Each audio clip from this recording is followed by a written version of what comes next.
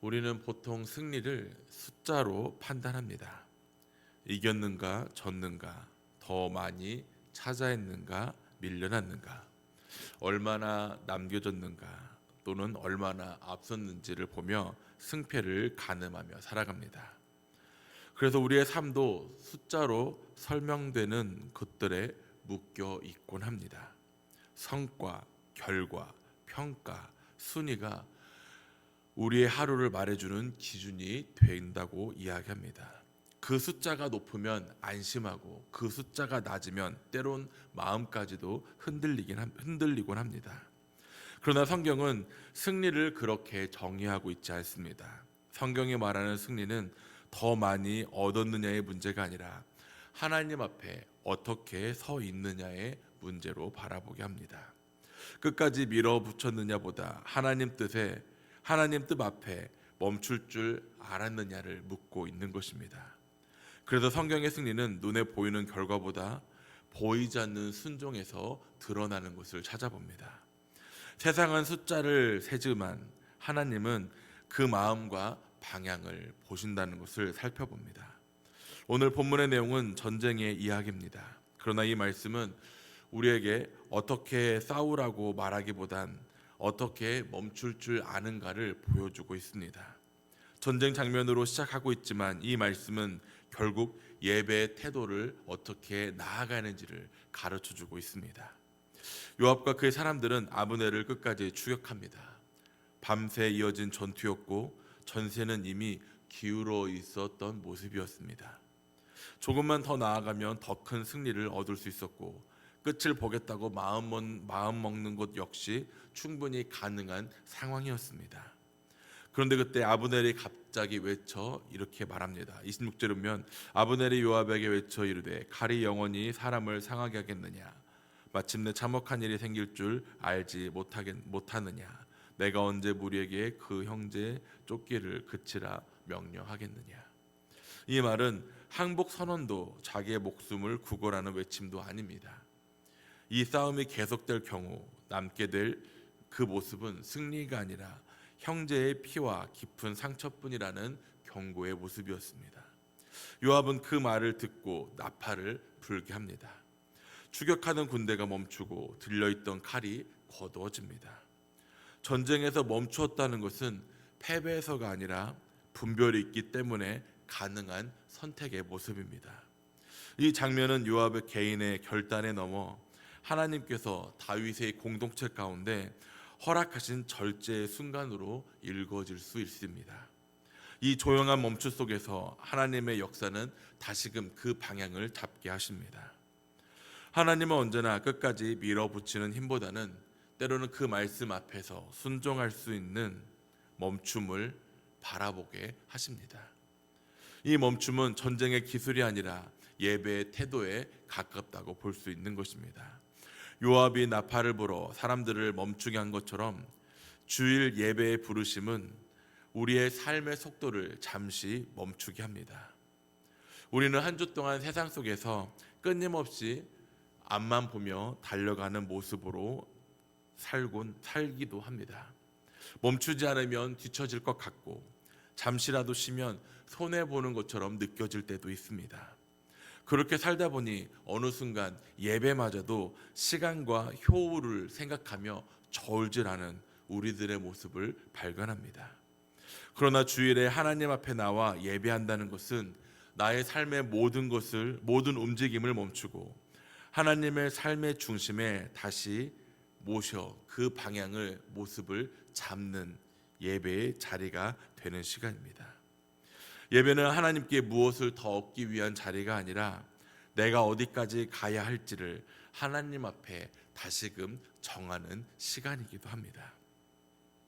그래서 주일 이 시간 하나님 앞에 드려지는 이 우리의 모습이 우리의 시선을 거두어 하나님께로 다시금 온전히 그 초점을 맞추는 시간이기도 합니다. 앞만 보며 달리느라 방향을 정하지 못한 우리의 삶을 다시금 주님 앞에 내어놓고 그 방향을 온전히 하나님께로 초점을 맞추는 자리입니다. 우리가 이 예배 자리에 나왔다는 이 사실 자체가 이미 하나님의 이끄심에 서 있다는 것을 기억하시길 바랍니다. 세상에 붙들려 예배마저 저울질하는 사람이 아니라 모든 것을 내려놓고 하나님께 나아가는 예배자가 될 수 있기를 이 시간 함께 기도하기를 바랍니다. 싸움이 끝난 뒤 성경은 피해의 수를 기록하고 있습니다. 그러나 이 기록은 단순한 통계가 아닙니다. 누가 더 강했는지를 보여주는 숫자가 아니라 어디에서 멈추었는지를 드러내는 기록이기도 합니다. 만일 이 싸움이 끝까지 갔다면 이 숫자는 훨씬 더 커졌을 것입니다. 그러나 성경은 더 갈 수 있었던 자리에서 멈추게 하는 그 선택 속에 그대로 남겨두는 모습을 발견합니다. 하나님은 언제나 빨리 가는 것보다 바르게 가는 길을 기뻐하십니다. 더 이길 수 있었지만 칼을 거두게 하시고 더 밀어붙일 수 있었지만 나팔 소리에 멈추게끔 하며 멈추는 그 선택 속에서 포기가 아니라 하나님을 신뢰한 순종의 증거임을 드러나게 하십니다. 하나님의 눈에는 성과보다 방향이 중요하고 속도보다 순종이 더 귀합니다. 그렇다면 이 말씀은 오늘 우리에게 무엇을 묻고 있을까요? 우리의 삶은 숫자에 너무 얽매여 살아가고 있진 않은지 돌아볼 수 있길 바랍니다. 처음 드렸던 말씀처럼 우리가 얼마만큼 취했는지, 우리가 얼마만큼 성과를 내었는지, 우리가 얼마만큼 나아갔는지 그 숫자를 헤아리기보다는 오히려 내가 하나님의 말씀 앞에 멈출 줄 아는 순종이 내 안에 있는지를 돌아볼 수 있기를 바랍니다. 숫자와 결과가 아까워 멈추지 못하고 이미 충분한 자리에 있음에도 불구하고 더 가지려고 앞서 나가고 있진 않은지 우리의 모습을 돌아볼 수 있길 바랍니다. 하나님은 우리의 삶을 성과표로 보지 않으십니다. 하나님은 오늘 우리가 어디까지 갔는지 보다는 어디 앞에 섰는지를 바라보게 하십니다. 하나님 앞에 드려지는 우리의 예배는 우리의 삶을 다시금 숫자를 세는 모습이 아니라 하나님 뜻 앞에 올려놓는 믿음의 시간입니다. 더 얻기 위해 달려온 발걸음을 멈추고 이 길이 정말 하나님께서 기뻐하시는 길인지를 묻고 있는 자리입니다. 더 얻기 위해 달려온 발걸음을 멈추고 온전히 하나님 앞에 나를 내어놓는 믿음의 시간들이 되기를 바랍니다. 오늘 이 예배가 우리로 하여금 무언가를 쫓고 무언가를 얻기 위해 달려가는 길이 아닌 하나님의 뜻에 붙들린 다시금 하나님 앞에 서는 믿음의 시간들이 되기를 간절히 소망합니다. 오늘 읽은 우리의 말씀의 끝부분은 뜻밖에도 아사엘의 죽음으로 마무리됩니다. 전쟁의 승패가 아니라 한 사람의 이름 그리고 그를 장사 지내는 장면으로 끝이 납니다.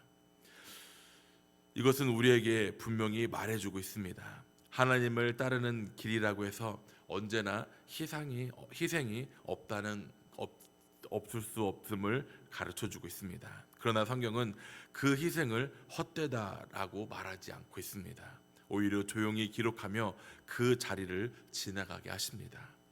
하나님을 따르는 승리는 소리 없는 자리에서 완성되는 경우가 더 많다는 사실을 오늘 말씀을 통해 기억하시길 바랍니다.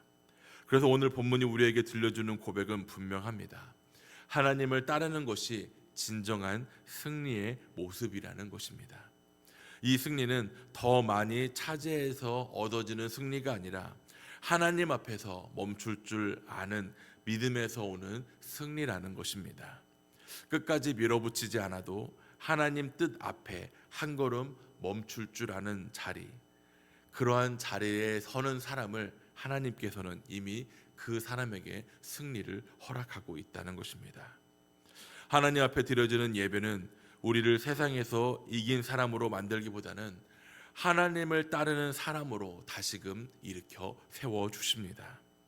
세상의 기준으로 보면 멈춘 것 같고 손해보는 것 같아 보여도 하나님 앞에서는 그것이 가장 분명한 순종의 자리임을 기억하시기를 바랍니다.